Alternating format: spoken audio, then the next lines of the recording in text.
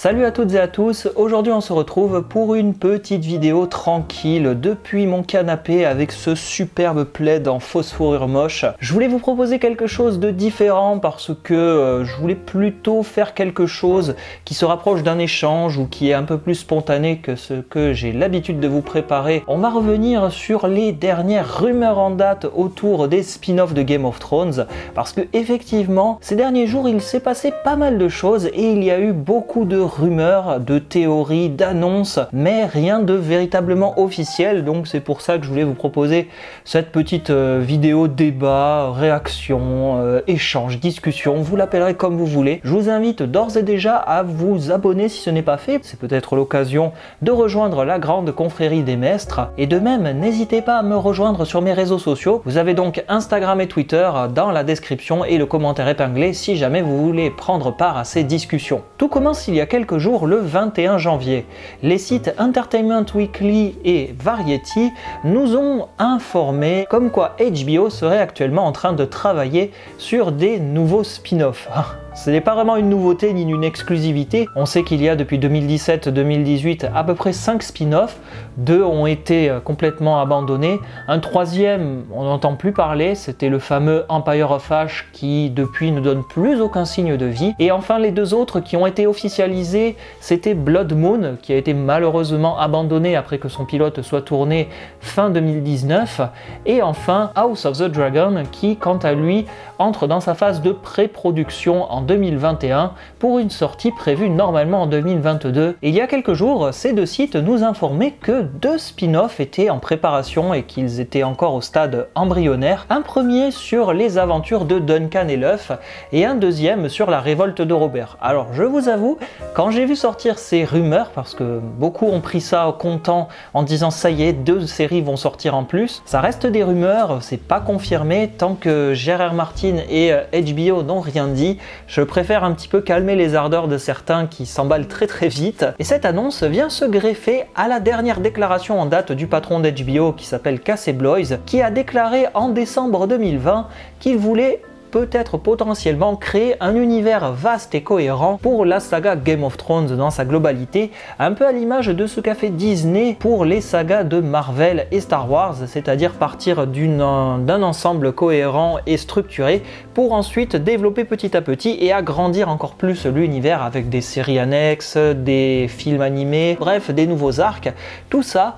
Et potentiellement le patron d'HBO a dit qu'il voulait faire pareil avec Game of Thrones. Je ne veux pas vous le cacher, ça me paraît cohérent et logique parce que effectivement HBO c'est une boîte qui est là pour faire de l'argent, comme toutes les boîtes. Je ne connais pas beaucoup de boîtes de production, que ce soit la Warner, Universal, Disney, qui font des films pour le plaisir. Ça reste avant tout un but lucratif, développer, vendre des produits dérivés, que ce soit des livres, des figurines, des jouets, d'autres séries, vendre la série pour qu'elle soit diffusée sur telle ou telle plateforme. Faut voir un petit peu tout ça comme une planification marketing sur le plus ou moins long terme.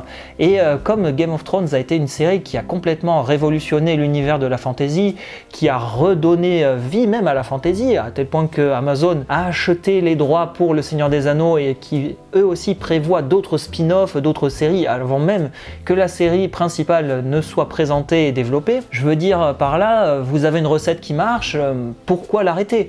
Pourquoi ne pas continuer et proposer quelque chose qui continue dans cette direction, qui va justement amener de nouveaux spectateurs, un petit peu peut-être même réconcilier les anciens spectateurs qui ont été déçus par la dernière saison. Moi je le vois vraiment comme quelque chose sur le long terme parce que, faut le reconnaître, HBO, à part Game of Thrones, bon, il y a Westworld, mais Westworld, moi, me concernant, j'ai lâché à la saison 2 parce que la saison 2 m'a complètement déçu, et on va pas se le cacher, la saison 3 de Westworld, elle n'a pas rencontré forcément le succès des précédentes saisons parce que c'est vrai que me concernant par exemple la saison 2 m'a tellement déçu et perdu que je n'ai pas eu la force de vouloir continuer avec la saison 3. Donc HBO est un petit peu en quête de cette série phare, de cette série maîtresse qui lui permettra de dicter sa stratégie commerciale et effectivement c'est tout à fait logique que ça se dirige vers une série dérivée de Game of Thrones. Mais là où c'est surprenant, c'est que J.R.R. Martin avait déclaré en 2017 qu'il ne voulait pas une série série qui adapte Le Chevalier Errant, ni même La Révolte de Robert.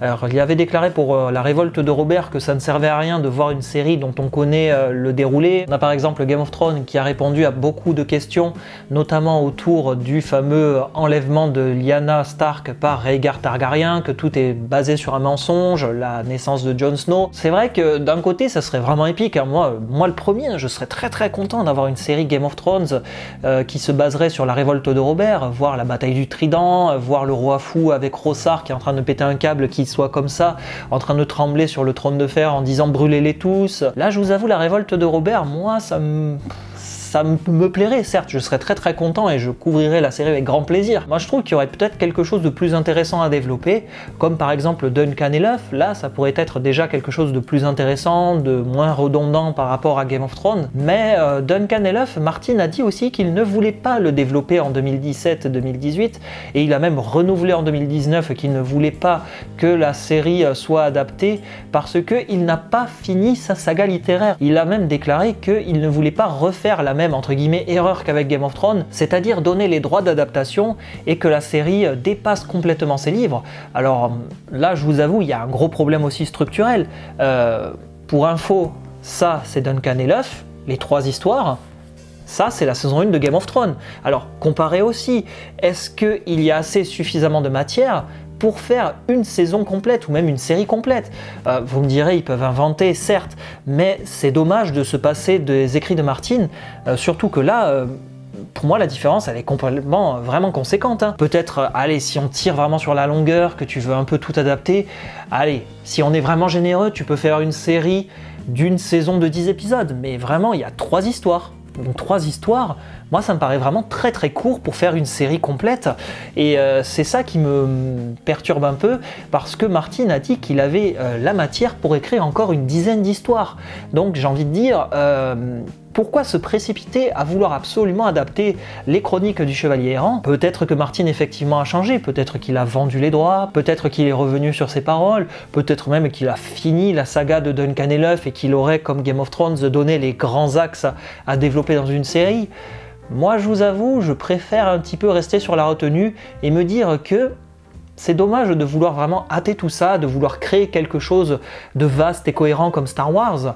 Je vais revenir sur Star Wars, mais Star Wars a annoncé un nombre incalculable de séries après la 2e saison de Mandalorian. Mais Star Wars, c'est pas pareil que Game of Thrones. Star Wars, c'est un univers qui s'est d'abord créé en film, qui s'est ensuite auto-développé avec le fameux univers étendu, avec de nombreux livres, la croisade noire du Jedi fou, tout ce qui se passe à l'Ancienne République. Disney est arrivé après, a un petit peu balayé tout ça et a remis de l'ordre avec plus ou moins brio dans certaines choses. T'as la série Clone Wars, t'as la série Rebels, t'as quand même un tout et tu peux partir dans plusieurs directions avec de nombreuses séries. À la rigueur, je peux comprendre la stratégie de Disney, mais là, Game of Thrones, t'as juste une saga littéraire et t'as une seule série.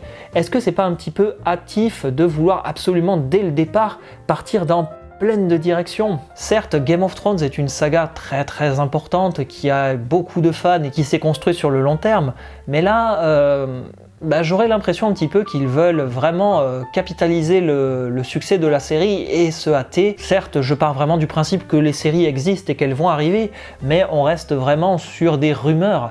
Et justement, en parlant de rumeurs, pour l'instant, ni HBO ni J.R.R. Martin ne s'est exprimé. Là aussi, on est en droit de se poser la question de la légitimité des articles de Entertainment Weekly et Variety. Est-ce que c'est juste des théories? Est-ce que c'est des rumeurs? Est-ce que c'est un mec qui a eu accès à certaines données, qui connaît quelqu'un chez HBO? On ne sait pas, pour l'instant ça reste vraiment de l'hypothétique.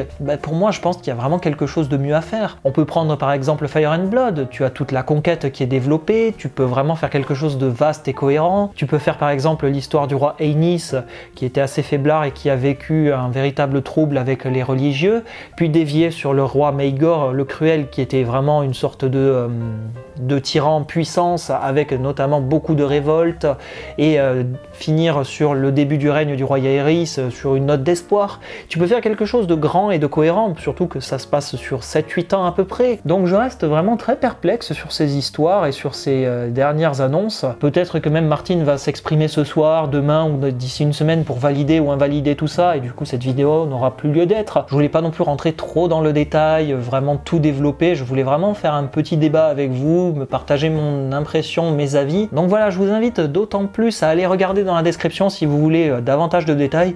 Moi c'était avant tout pour discuter avec vous, théoriser et échanger, et puis voilà, on va rester attentif à ce que Martin et HBO nous annoncent ces derniers temps, en espérant une bonne ou une mauvaise surprise, on verra bien, ne partons pas défaitistes. On a quand même House of the Dragon qui arrive en 2022, c'est la moindre des choses. J'espère que ça vous a plu, que le format un petit peu différent vous a plu et que c'était un petit peu plus ponctuel que d'habitude, moins écrit, hein. J'avais pris juste quelques notes pour guider la vidéo. N'hésitez pas à me dire ce que vous en avez pensé, ce que vous pensez de toute cette histoire, si ça vous plaît, si ça vous déplaît, si vous attendez plus d'informations pour vous projeter. Et puis n'hésitez pas, comme je vous ai dit, à me rejoindre sur mes réseaux sociaux. Vous avez tout dans la description. Et moi, il ne me reste plus qu'à vous souhaiter un très bon week-end et à très bientôt pour d'autres vidéos. Salut à vous!